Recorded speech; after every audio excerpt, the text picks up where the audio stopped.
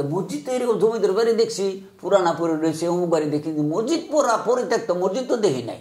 কয়ে একটা পতিতা, একটা বাজে একটা মহিলা তার সারা জীবনে কামাই দেওয়া মসজিদটা বানাই দিয়ে গেছিল, এই জন্য এখানে কেউ নামাজ পড়ে নাই। এটার উপর আমি একটা গল্প তৈরি করছি, যে কারা নামাজ পড়ে নাই তারা ভুল করেছে নাকি সে মসজিদ বানায় ভুল করেছে, এটাই আমি দেখালাম। আমার তো জীবনের স্বপ্নই দুটা ছবি করার, সেই দুটা ছবি এখনো করা হলো না। একটা আরম্ভ হবে চ্যানেল আই থেকে, সেটা হচ্ছে গিয়ে ফুলজান বিবির মসজিদ, এই গল্পটা, আর একটা চানাচুরওয়ালা, 2 মা। এই দুইটা ছবি দুইজন প্রযোজক করবে বলে আমাকে বলেছে। এই দুইটা ছবি করার পর হয়তো আমি আর ছবি করব না। মানে ফুলজান বিবির মসজিদ এই ছবিটা আমি বেঁচে থাকলে করবই। একটা আমি যখন মুক্তিযুদ্ধে যাই, বর্ডার ক্রস করার আগে আমাদের দেশেই একটা দেখলাম ভাঙা একটা মসজিদ পড়ে আছে, ভাঙা পুরনো জমিদার বাড়ির মতো পড়া। আমি ভাবলাম এটা বোধহয় মসজিদ। একটা বৃদ্ধ লোককে জিজ্ঞেস করলাম, আসসালাম আলাইকুম। ওয়ালাইকুম আসসালাম। কেডা তুমি?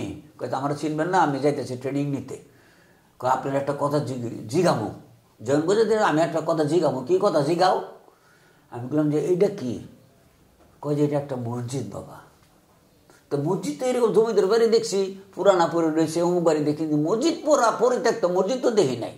বাবা এটা যেদিন থেকে হয়েছে এই দিন থেকে এটার মধ্যে কেউ নামাজ পড়ে নাই, এই মসজিদে কোনো আজানো হয় নাই।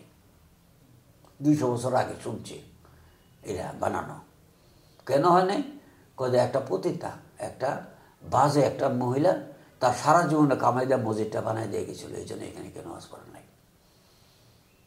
এটার উপর আমি একটা গল্প তৈরি করছি, যে কারা নামাজ পড়ে নাই তারা ভুল করেছে নাকি সে মসজিদ বানায় ভুল করেছে, এটাই আমি দেখালাম।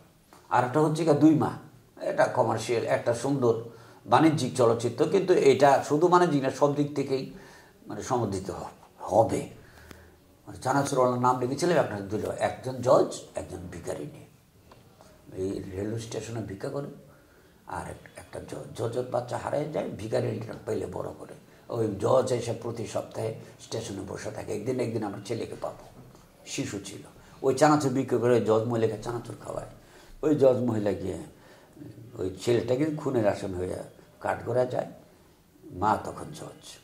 আরম্ভ হয় গল্প, সুন্দর।